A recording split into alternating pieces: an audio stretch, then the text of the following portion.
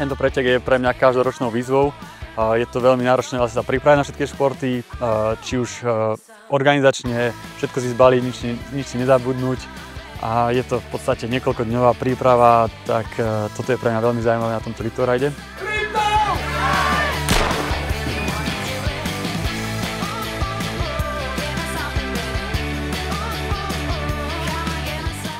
Na bicykli je to pekná trať, kde v podstate tým, že je to začiatok, tak nie je sa až tak rýchlo. Sú tam príjemné hore kopce, krátke, ale strmé, treba sa na ne dávať pozor, stihnúť preradiť.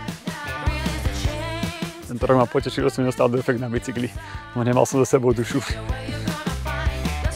Ten bicykel, polovica bicykla bola v podstate v kľudnom tempe, porozprávali sme sa ešte, niečo sme si dohodli. Tým, že my ideme 4 hodiny, tak v podstate v ploštine ideme ešte voľne a niekde okolo závažnej poruby už začíname pridávať. Začína sa to deliť a postupne sa vytvárajú skupinky a tie začínajú bojovať.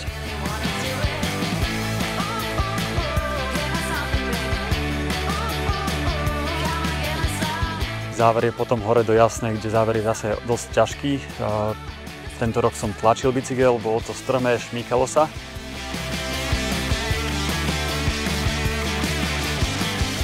Ale v princípe je to, neviem, ako je to aj jednoduché. Na odozdávke tú atmosféru skôr stíham vnímať, keďže tam si sadnem, snažím sa oddychnúť, niečo prejesť, napiť sa, prezliesť sa a pokračovať ďalej. Vždy je tam množstvo ľudí, či už pretekárov, či už organizátorov, alebo len tak okolo idúcich. Atmosféra vždycky dobrá, pozbudzujú. Jednotlivcom sa počíta časť aj v DP počas prezliekania, takže je dôležité sústrediť na túto časť. Nestráca tam skutočne veľa času.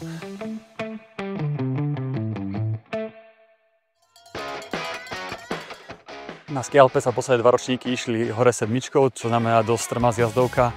Tam to je cez silu, takže treba len bojovať. A predtým sa šlo hore lúčkami, čo to bolo trošku rýchlejšie, frekvenčné, ale je to len v podstate hore-dole a treba makať. No.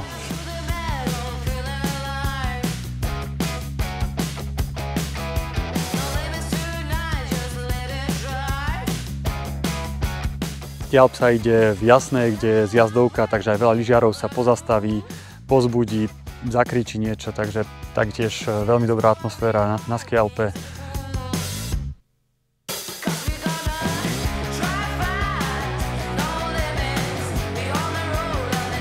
Tento rok nám počasie viacej prijalo, až na tú hmlu a silnejší vietor na chopku, v podstate pekné počasie, nebolo až tak teplo, takže sme sa až tak neprehriali a dalo sa zmerať si síly. Na chopku to väčšinou býva celkom rýchle, sú tam síce organizátori, evidujem tam veľa ľudí, ale väčšinou to je o tom, že len rýchlo zadiť pásy a páliť dole.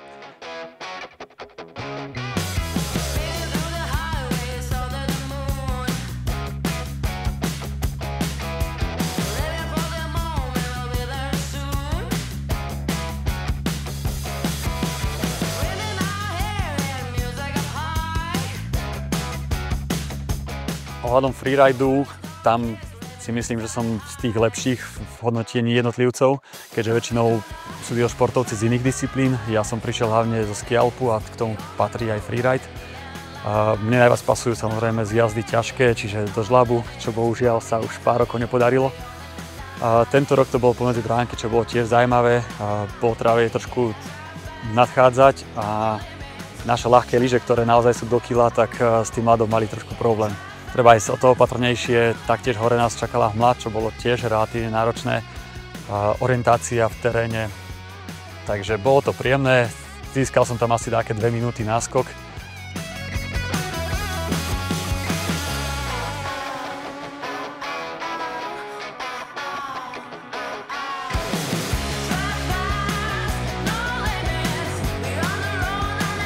Náročnosť disciplín veľmi záleží na tom, že čo je predchádzajúca pred ňou. Treba rozmýšľať nad tým, aká je strava, čo treba piť popri tom a čo si pripraviť, čo si obliecť. Príľbu, či sa dá použiť tá istá, či už na Ski Alp a tá istá na freeride. Ďalšiu mať pripravenú zase na kajaku. To sa mi tiež stalo, že som si zabudol a šiel som v cyklistickej príľbe na Ski Alpy v podstate aj tento rok.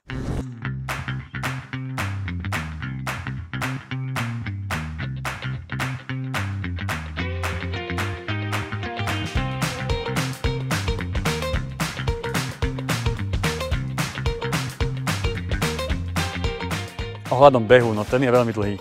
Obzvlášť po 3 hodinách je veľmi dôležité to neprepáliť. Je dôležité ísť si také stabilné tempo, nepokaziť si ten pretek a už len tak sa dostať na kanál. Tam nás čaká rohačka. Rohačka je relatívne strmý výšľap. Väčšinou je to krokom, tam už sa behať moc nedá.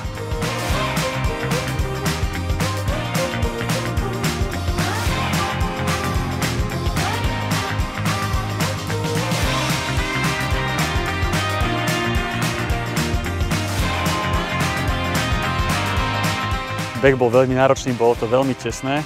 Bežali sme vyše pol hodiny spolu a každý sa snažil utiecť a spraviť si náskok pred kajakom. Kajak začína na plytkej vode, kde mám čas oddychovať, tam nie je sa kam ponáhľať. Treba sa pripraviť na ten ťažký kanál, kde treba byť oddychnutý, treba mať pripravené ruky, sústredenosť, koncentráciu a zvládnuť ako tie bránky. No a už keď to vojde do kanálu, tak tam už nejde čakať. Tam tá voda je rýchla, treba sa na ňu pripraviť, treba reagovať a zísť ideálne s nulovou penetráciou. Na kanál som sa dostal ako tretí, ale táto disciplína mne trošku viacej vyhovuje, keď som venoval trošku času tréningu. On mi kričal pridaj dole prúdom, ale ja som sa snažil oddychovať, videl som, že tá bola není práve tak ťažká ako tí dvaja predo mňou. Práve tých dvoch otočila jedna z tých skorších vln. Teraz si spomínam vlastne na najťažší moment. To boli posledné 4 metre do cieľa, kedy som vlastne zastavil kajak, napustený vodou. Ja som bol tiež celý mokrý, som potreboval vyjsť hore schodíkami. Organizátor nám nemohol pomôcť, respektíve nepomáhal pretekárom, čiže potrebovali sme si sami ten kajak 20 kg vytiahnuť von a potlačiť po tráve. Ten kajak nešlo pohnúť a ja som nevládal, z posledných síl som sa do kotúľov ako do cieľa.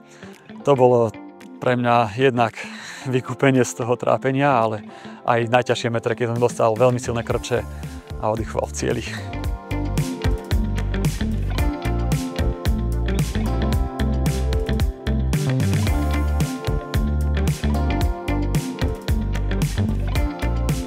Sice je toto pretek, odvodené od slova pretekať, ale nemá to až taký náboj. Ľudia sa stretávajú už v piatok pred pretekom, potom si odpretekajú tú svoju disciplínu a ešte to pokračuje večer, takže myslím si, že nie je dôležité až tak, ako moc trénujeme, ako sme moc výkonní. Treba sa prísť zabaviť, treba si to prísť užiť a zažiť tú atmosféru preteku.